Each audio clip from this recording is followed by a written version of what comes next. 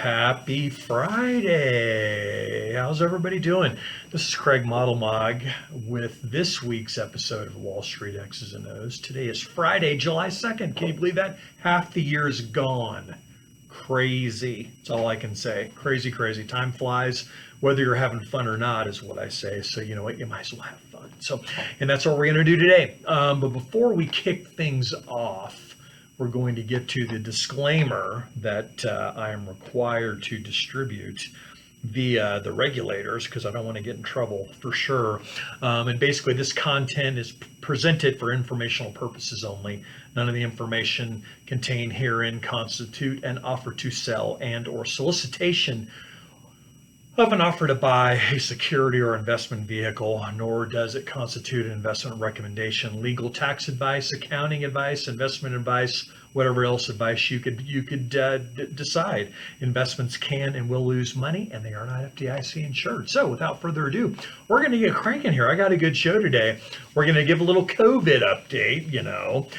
Being a COVID recipient to myself, it's one that is definitely high on my chart for sure. I've got some labor numbers we're going to review real quickly, and I'm going to close it out with things that make you go, There used to be a song like that. I'm not going to sing because it's Friday, but there was a song, something like that, things that make you go, an 80s song, if you're an 80s fan, which 80s, I would argue, one of the best eras for music.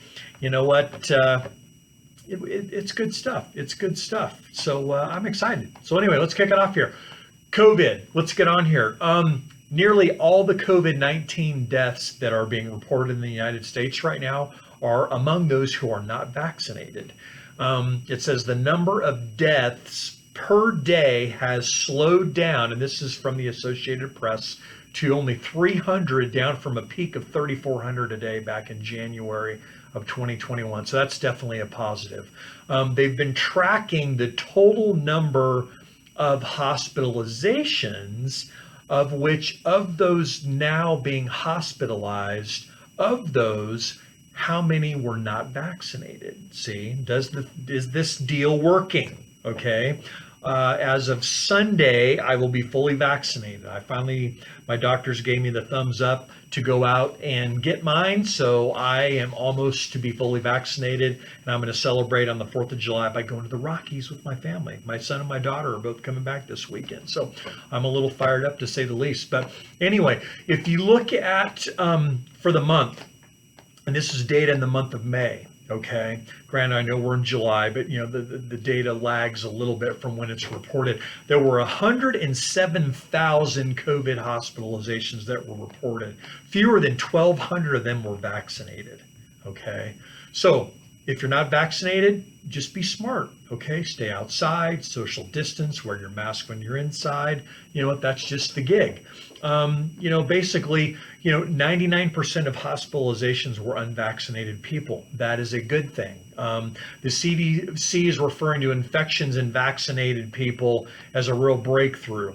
47 U.S. states are tracking this data, and they're classifying them as breakthrough cases, meaning you are vaccinated and you still contract COVID, okay? So they're tracking them. What's cool is to date, okay? And you can throw this out. You can say, it's government data, it's garbage. It's data, okay? And just to go back and review something, this is the first time in history that fatalities during a pandemic has ever been formally tracked. Usually it's a statistical calculation. And if you don't believe me, look it up. To date, there are only 4,000 breakthrough cases that have been reported out of 150 million Americans who have been vaccinated. So you know what? For those of you who say the vaccine doesn't work, it's a terrible thing or whatever, you know what? I just follow the science and I follow the math. So I think it does speak positivity surrounding this, and this is something that I think should be looked at a little bit more favorably than what it's doing.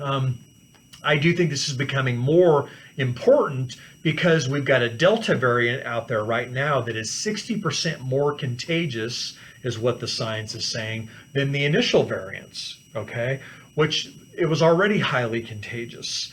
So I think what we're going to see, or what we could see, is there are parts of the United States that are lagging from a vaccination standpoint. It would not shock me to see those parts of the United States, and you can even say this globally, now that the rest of the world is catching up on vaccinations, we're going to see pockets that where vaccination rates are low, and because of these morphing variances, we're going to see spikes, and it's going to be very regional and or state or local. And that's going to be interesting to watch. Okay. Again, I, as you know, during my little disclosure, I can't give any advice technically. So this is not health or medical advice. But you know what? If you're not vaccinated and you can get vaccinated, I know there are people out there who, from a health standpoint, should not. But if you are healthy and you're not vaccinated, think about it. Okay, that's all I'm saying. Let's move on to labor. Labor is a big deal. Last week I hit on it a lot because as labor goes, historically, so goes inflation. Meaning if we are at full employment, labor is full, people are all working, that usually tends to drive inflation higher.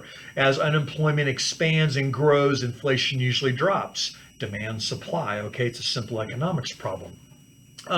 Numbers this week were really good. Non-farm payrolls crushed at 850,000 new jobs. They were that was an increase from 583,000 in May. Big increase. Okay. Unemployment, reoccurring unemployment, was the lowest report since pre-pandemic. It's 340 some thousand, I think. Don't quote me. It came out, and I thought I had the number handy. For those of you watching for the first time, this is uncut and unedited. I kind of rehearse and prepare, and I kind of go and just let it rip. And on occasion, I miss the damn ball. I just missed it, okay? I just missed it. But anyway, we reported an unemployment number as low as we have since pre-pandemic. Here's what's interesting. There are still 7.6 million people not working, okay? This is where I think this whole labor force and inflation and the Fed and the government, this whole thing is percolating, okay? And it's going to be interesting to track because here's the deal. If you go back from a historical standpoint, right now you've got 61.6% of the labor force is being participated. That means of the people who are of working age, only 61.6% of the people are working. That means we've got 38.3% of the people sitting on their butts, okay? If you go back historically, and this is from Statistica, this is from the Bureau of Economics and Labor, blah, blah, blah. I can't remember the acronym, but this is legit data here. If you go back to 1990, historically, this labor force participation rate tracked in the upper 60s. Meaning in 1997, it was 67%, 98, 67.1, 99, 67.1, pretty boring, 2000, 67.1.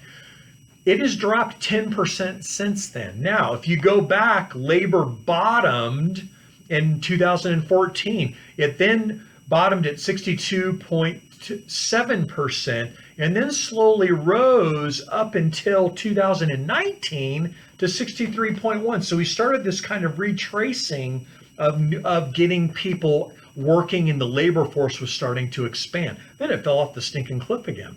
So we've got, like I said, 7.6 million people that are still not working, which is below the pre-pandemic number.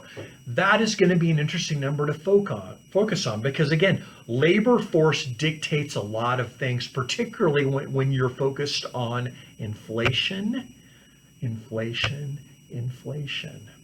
that's a big deal. You know, the Fed is just all of a sudden woken up from a slumber and says, wow, it's inflation. They're saying it's transitory. Another word for transitory, temporary. I think it's going to be sticky.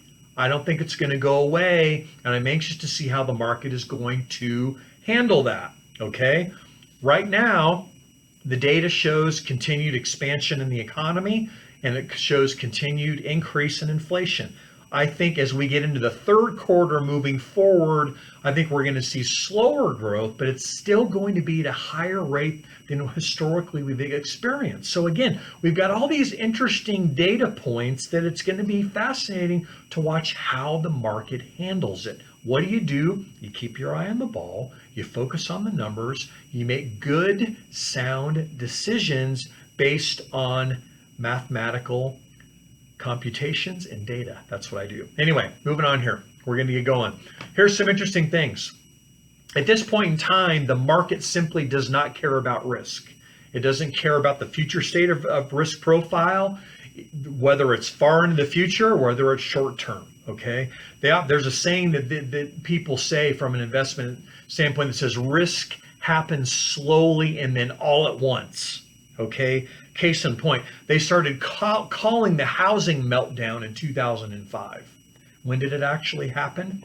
2007, the end, really 2008. Okay, so it's kind of interesting just to watch of how right now the markets are ignoring everything. Volatility, the VIX index closed today down 41 cents at 15.07.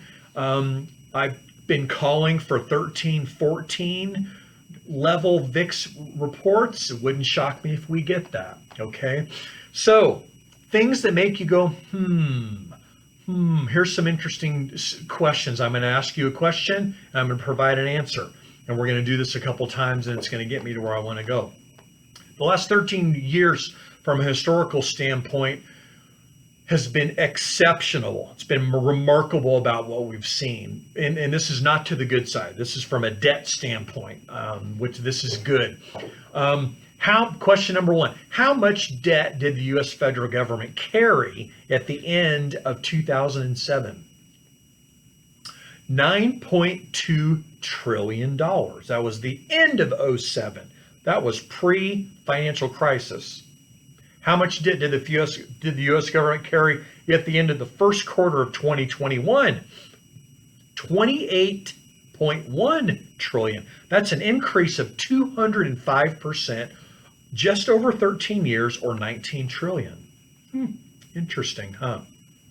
Meanwhile, question number two.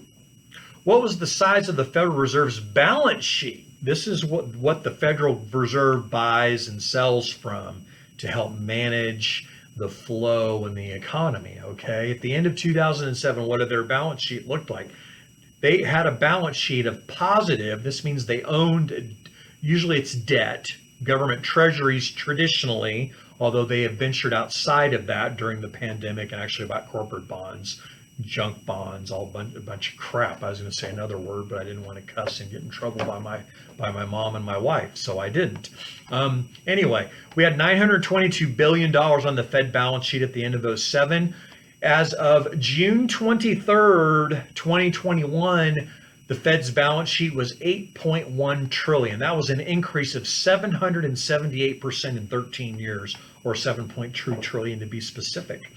To be fair, not all that of that increase has been in treasuries. The holdings also include around $2.2 trillion in agency mortgage-backed securities. But who cares? They own a bunch of stuff, right? Question number three.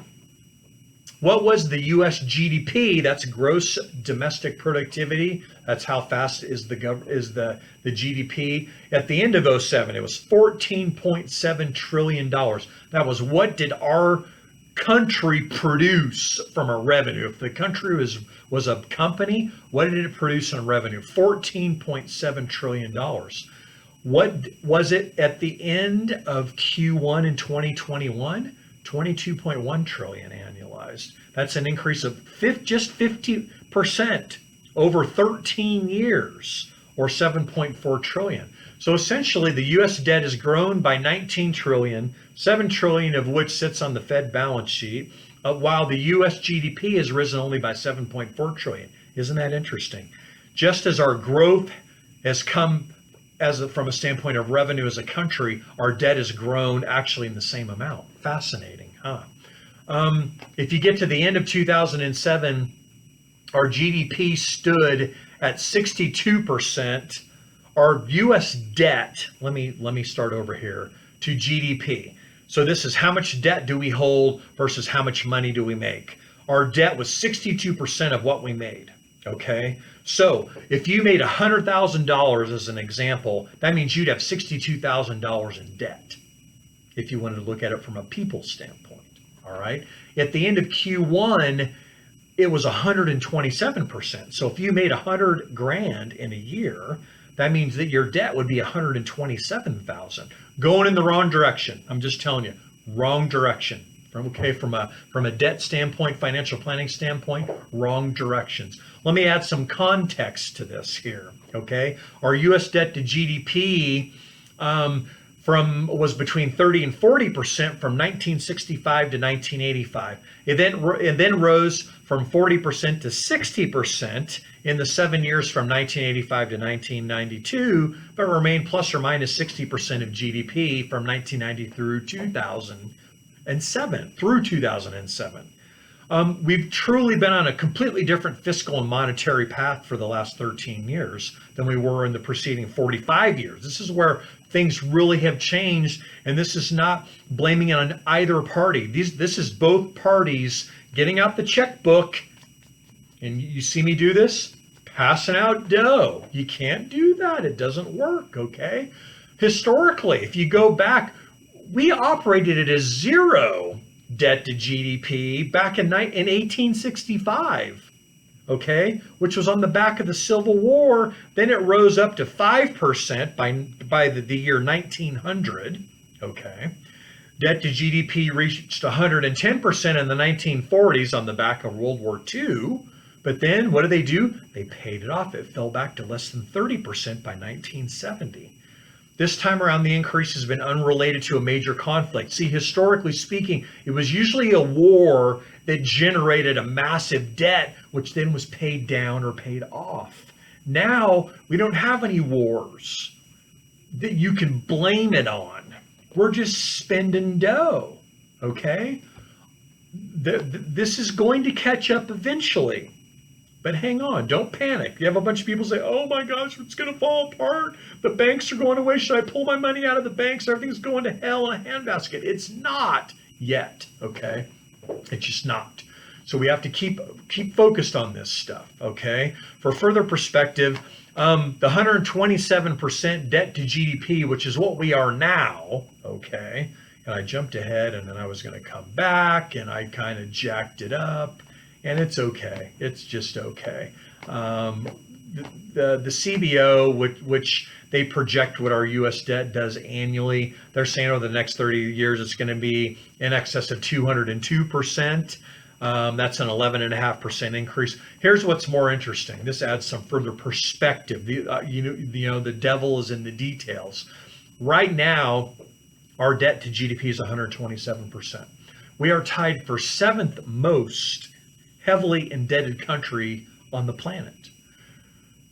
That's not a good t-shirt to wear. I have more debt than everyone on the planet than these 6 countries. That's kind of not good. Okay, number 1 is Japan, 237%.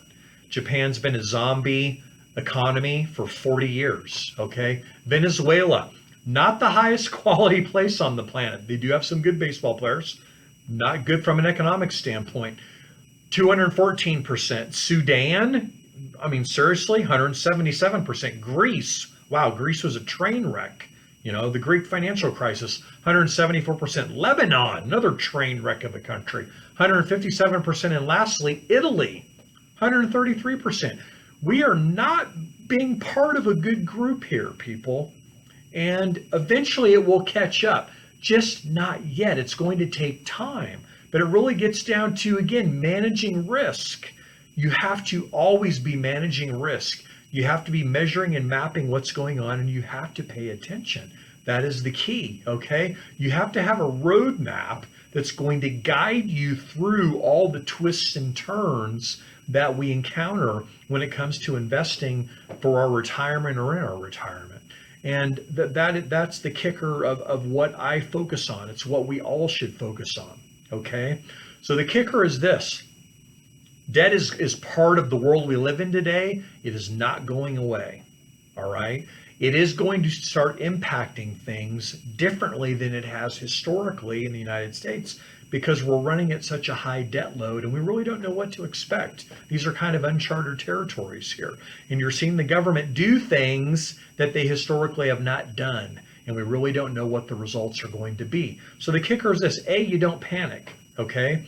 B, it doesn't mean you just chuck it off and you forget about it either. You've got to stay focused on managing debt, watching what's happened, looking at the data that comes in, measuring and mapping that data, and let that drive your processes versus making emotional decisions. Because what happens is when people focus on one thing, valuation is an example. Oh, it's overvalued. I'm getting out and I'm going to the sidelines because the market should crash. Well, here's what's interesting. Going back to the housing crisis, they started predicting a housing crisis in '05.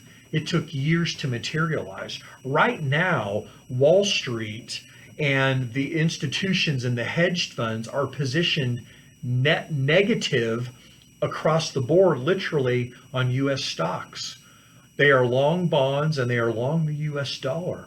It's a fascinating thing to be watching. There's so much gloom and doom being preached, but you know what the data continues to reflect? An economy that is growing and inflation that is rising. Until that changes, you know what you do? You stay the course, you take a deep breath, and you breathe. You don't make any decisions, because we're going to watch, we're going to wait, we're going to be patient, because that is going to enable us to make good, solid decisions.